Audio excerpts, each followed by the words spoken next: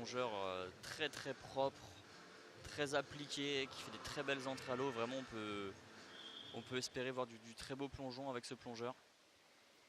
Il va ouvrir le concours avec, comme Noah Williams, triple et demi retourné, donc dos à la piscine. On va faire un triple et demi en avant, une rotation vers l'avant. Simplement, il faut se reculer pour se dégager de la plateforme. Allez, bon, c'est proche quand même. Ouais, c'est proche aussi. En tout cas, de là où on est placé, ça paraît un peu proche. On est un petit peu plus décalé que les juges qui sont eux vraiment de profil pour bien apprécier cette trajectoire. On ne peut pas être trop loin de la plateforme non plus, mais il faut une distance de sécurité. Là, je pense que ça a été apprécié un petit peu proche tout de même. Ouais, on voit au ralenti, là c'est quand même, on est quand même sur quelque chose un petit peu proche et à la fin il relâche. Au-delà du fait que c'est dangereux, évidemment du coup c'est sanctionné évidemment, par les notes. On ne récompense pas une mise en danger. Donc on s'est retrouvé hier sur les épreuves de synchro en tremplin. Le tremplin donc plie vers l'avant, donc va naturellement vous dégager et on va empêcher d'aller chercher les plus grosses notes. Mais c'est un plongeon, quand on commence à avoir des belles positions et une belle trajectoire, et ben c'est qu'il y a du potentiel et qu'on peut vite aller chercher des grosses notes.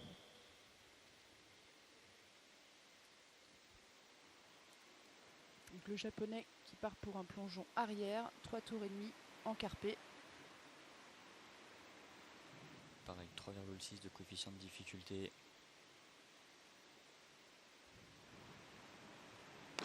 Ah, c'est dommage, vraiment c'est dommage parce qu'il a une hauteur et une trajectoire qui sont splendides. Vraiment là, c'est super, la position en l'air est excellente.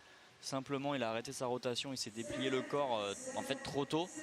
Et il n'a pas pu aller chercher sa verticale. On voit, il a fait déjà 2 tours carpés à la hauteur du 10 mètres, il a ouvert tellement bas. Et voilà, il rentre quelques degrés avant la verticale. Et voilà, c'est pour dire à quel point le plongeon est bien, c'est que malgré quand même une belle erreur sur la fin, le reste est tellement bien qu'il va quand même chercher des 7 qui restent et faire 75 points. Ouais. Donc ça veut vraiment dire que là, il va chercher une belle verticale. L'entrée, Allez, le quadruple et demi avant du japonais, c'est pareil, c'est un plongeon qui peut super bien faire. Pour l'instant, le concours se passe pas trop mal pour lui.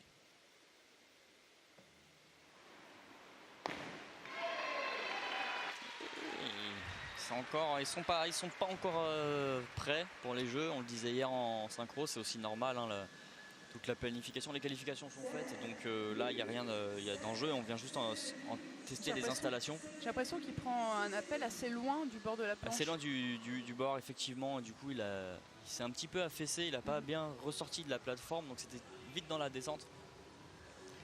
Tamaiki Kuto qui, il me semble, était vice-champion du monde en 2022. C'est ça. Il avait fait vice-champion du monde après l'année d'après les Jeux, du coup, qui était chez lui. C'est une petite triche. Donc c'est qu'il avait une erreur de jugement. Et ça, les juges le savent, on le voit, ça tourne un petit peu lentement. Il essaie d'ouvrir. À la fin, on fait une cambrure. Donc on le sent, il y a eu des petites erreurs de jugement, même si à la fin, voilà, il a bien corrigé. Il sauve les meubles en finissant bien vertical avec une belle entrée à l'eau.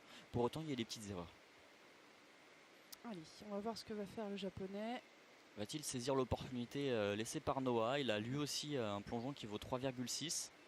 On part donc sur 108 points, hein, 30 fois 3,6. Voilà, sur l'équilibre, c'est bon. L'équilibre est bon, validé. C'est beau. C'est juste dommage pour l'entrée à l'eau. Hein. C'est simplement dommage. La trajectoire était là, la position de vrille est très élégante. On est sur un beau plongeon. Ça manque peut-être un tout petit peu de rotation pour qu'il monte de l'aisance.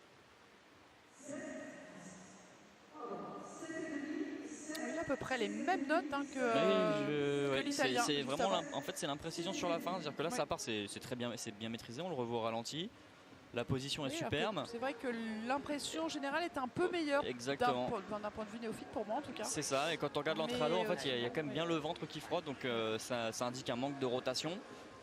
Et il y a même de la vrille. Il est de travers, et ça va pas manquer au juge. C'est ça que nous on l'avait pas vu de notre côté. Non, c'est sûr, c'est pour ça. Quand vous regardez à la télévision, quand vous regardez dans les tribunes, vous n'êtes pas forcément dans le même axe. La meilleure c'est qu'il fait à Noah Williams.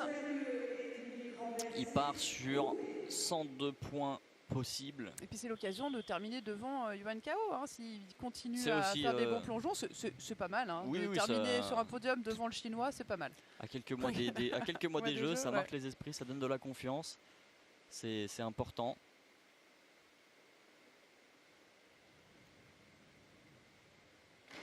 Voilà. C'était beau. Là, c'est le plus beau, plus beau plongeon du jour. Ah là, on est sur ce qui s'est fait de lui aujourd'hui pour l'instant. Je pense pas qu'on sera jusqu'au 10, mais voilà. Ah, voilà, écoutez. Les 9 sortent, le plongeon passe les 90 points. Et voilà. Ah, ça fait plaisir de voir ça. Voilà, ça fait plaisir. On est sur vraiment un très très beau plongeon. Là, on a eu le trou, hein. On l'avait pas eu jusqu'à présent. Ah, ça fait plaisir, mais alors il en manque un tout petit peu pour passer devant Noah Williams, hein. Il reste à 5 points derrière Noah Williams. Ça va donc se jouer sur le dernier tour. Et puis on va voir aussi ce que va pouvoir faire Yuan Gao. Mais il va terminer. Noah Williams a ouvert grand les portes et il fait le même plongeon que le chinois. Ils sont à 2 points d'écart. Donc là maintenant c'est... Il n'y a plus de stratégie, il n'y a plus rien. On fait le même plongeon, on a le même score, on met presque les compteurs à 0 et on y va. Quel beau départ. C'était très très beau. Magnifique. Ah bah entre moi je dirais même un peu mieux. Moi je verrais au moins un 9,5 là. Ah, je sais pas s'il va sortir, je suis pas certain, on va voir, ce serait bien. Ça m'a honnêtement pour le concours ce serait bien. Ouais, il y en a, oui, il y en a. Il y en a. Vous voyez, je suis même prête à être juge maintenant. C'est parti. Vous êtes prête? Eh oui. Ah, ça, dès le départ, vous l'avez vu, hein, j'ai dit il s'est élancé, il n'avait pas commencé, mais juste la façon dont il est sorti de la plateforme, j'ai dit waouh. Parce que la trajectoire, l'engagement, il est bien vertical, la position est là, ça marque, belle position, tac, et puis là ça rentre dans l'eau. Il n'y a rien, il y a très peu d'éclaboussures. Là on va être sur du micro détail pour aller chercher la note de 10, mais voilà, il fait ses 500 points, 99 points d'un coup. Et du coup vous voyez, hein, il va terminer 50 points devant Noah, donc il avait 5 points de retard et puis il finit 50 devant.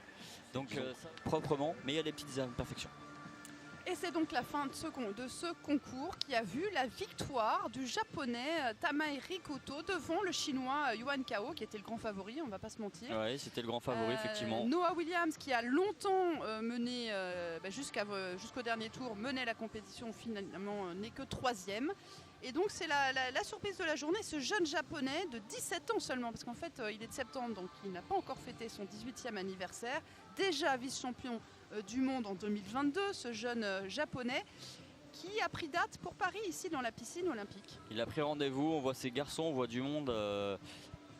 C'est prometteur pour cet été, on le rappelle, ils ne sont pas encore affûtés. Hein. Toute la préparation elle est faite pour être bon le jour J cet été. On cale le pic de performance presque à 24 heures.